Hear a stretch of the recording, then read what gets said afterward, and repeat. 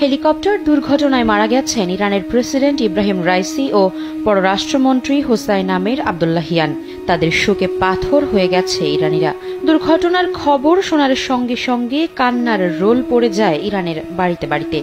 শোক জানাতে রাতেই পথে বসে যান হাজার হাজার মানুষ। মসজিদে মসজিদে চলে রাতভর প্রার্থনা।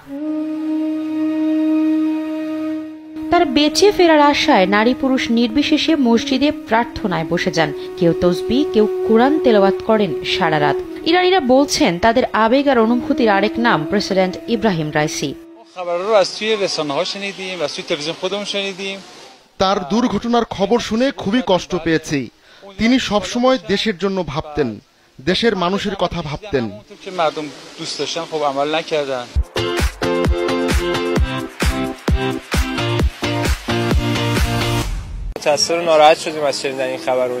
রাইসির আমলে বেশ ভালো আছি আমরা, তাকে দেশের কেউ খারাপ বলতে পারবে না। এর আগে ইরানের প্রেসিডেন্টের জন্য দেশবাসীকে দোয়া করতে বলেন দেশটির সর্বোচ্চ নেতা। এরপরেই যে যেখানে পেরেছেন প্রার্থনায় বসে যান। কিন্তু বিশেষ অভিযানের পর জানানো হয় দুর্ঘটনা কবলিত এলাকায় কোনো প্রাণের অস্তিত্ব পাওয়া যায়নি।